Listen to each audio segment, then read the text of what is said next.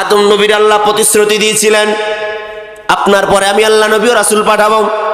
নূহ নবীর আল্লাহ প্রতিশ্রুতি দিয়েছেন, লূত নবীর আল্লাহ প্রতিশ্রুতি দিয়েছেন, আল্লাহ সালেহ নবীকে প্রতিশ্রুতি দিয়েছেন, হুদ নবীকে প্রতিশ্রুতি দিয়েছেন। এরকম বাইদি ভাই সব নবীর আল্লাহ ওয়াদা দিয়েছেন। একজন নবী আসবে, জোরে বলেন কয়জন? যিনি নবী এবং রাসূল, যিনি হবেন শেষ পয়গম্বর। কিন্তু আমার আল্লাহ বলে আমার এত বড় দামি হাবিব কেমনিতে দেওয়া যাবে না, চাইতে হবে, চাইতে হবে। যদি না চাও তাহলে দেওয়া যাবে না। এটা দামি জিনিস, আপনাকে এমনিতে দিয়ে দেবে কেউ? জোরে কন। আপনার জীবনে একটা চাকরি চাওয়া লাগবে, এমনিতে ডাইকা দেবে যে চাকরি হয়ে গেছে আসেন, দেবে কেউ?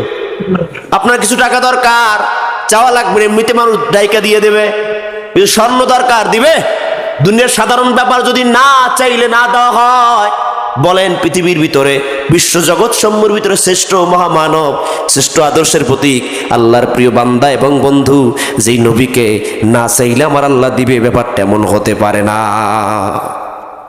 আল্লাহ রসুলকে পাঠানোর জন্য আল্লাহ চিন্তা করলেন, আমি তো আমার হাবিবকে পাঠাবো, কিন্তু আমার কোন একজন প্রিয় মানুষের চাওয়া দরকার। সুবহানাল্লাহ বলে না? নূহ নবীও চাইতে পারতেন, আদমও চাইতে পারতেন, সালেহ চাইতে পারতেন, পারতেন না? কেউ চান নাই। কিন্তু আমাদের জাতির পিতা ইব্রাহিম খলিলুল্লাহ, আল্লাহ প্রিয় বন্ধু, তিনি যখন কাবা ঘর নির্মাণ করলেন, মনে আছে আপনাদের? তার যে জোগাল, তার যে সহচর, তার যে সহকারী, তিনি তার নিজের সন্তান পরবর্তী পয়গম্বর ইসমাইল জবিহুল্লাহ। ইসমাইল জবিহুল্লাহ কাজ করতেছে, ইব্রাহিম কাবা নির্মাণ করবে, উপরে কেমনে উঠবে? মাকাম, যেই জায়গায় ইটা লাগানো দরকার, পাথর লাগানো দরকার, পাথরে ইশারা করা লাগে না, ইব্রাহিম মন থেকে কল্পনা করে পাথর সেই জায়গায় থেমে যায়। আল্লাহু আকবার বলেন। মাকামে ইব্রাহিমে গিয়ে এখন হাজি সাহেবরা নামাজ পড়ে না? কাবা শরীফ নির্মাণ হয়ে গেলেন। ইব্রাহিম গোটা জীবন অনেক পরীক্ষা দিয়েছেন, সব পরীক্ষা উত্তীর্ণ। আল্লাহ বলে ওয়াইজিবতালা ইব্রাহিমা রাব্বুহু বিকালিমাতিন ফাআতাম্মাহুন্না। আল্লাহু আকবার।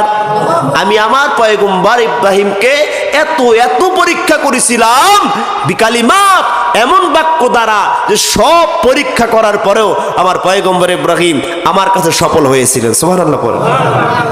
ওয়াইদ ইয়ারফাউ ইব্রাহিমুল কওয়াইদা মিনাল বাইত ওয়া ইসমাইল, কাবা ঘর নির্মাণ করলেন বাপ আর বেটা। সুবহানাল্লাহ কয় না? বাবের পরিচয় কি? খলিলুল্লাহ, আল্লাহর বন্ধু। সুবহানাল্লাহ বলেন। আর সহকারীর পরিচয় হলো জবিহুল্লাহ, আল্লাহর জন্য যে নিজের জীবন বিলায় দেয়, জবই করে দেয়।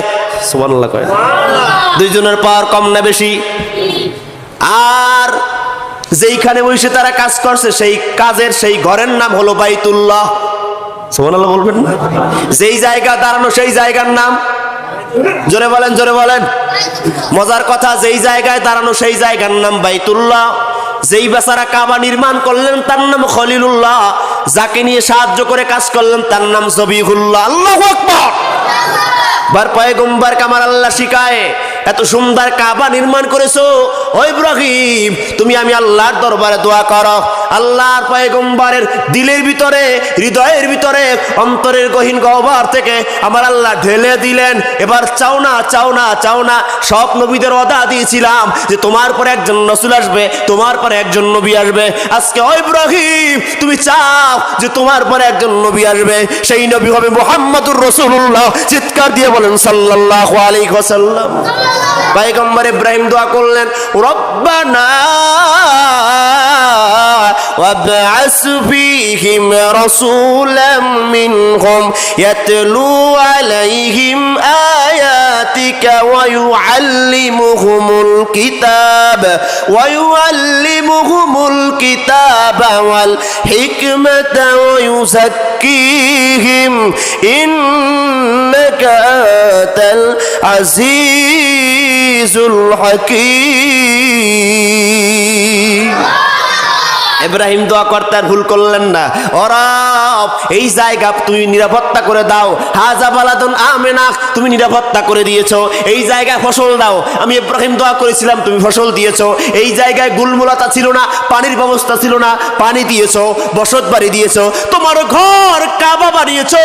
ও আল্লাহ, এবার শ্রেষ্ঠ দোয়াটা আমি জাতির পিতা হয়ে, জাতির বাবা হয়ে তোমার দরবারে করলাম। আল্লাহু আকবার বলেন।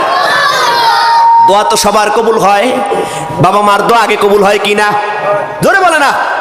পৃথিবীতে 3 ব্যক্তি দোয়া করতে দেরি, কবুল হইতে দেরি না। আল্লাহু আকবার। 1 নাম্বার হলো ওই সন্তানের জন্য যদি কোনো বাবা মা হাত তুলে আল্লাহ কবুল করে নেয়। 2 নম্বর কোনো মাসলুম যদি দোয়া করে আল্লাহ কবুল করে নেয়।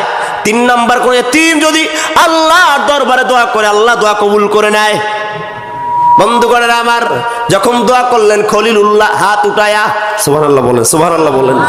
জায়গার নাম কি? কথা বলেন, এই কথা বলেন না কেন? জায়গার নাম কি?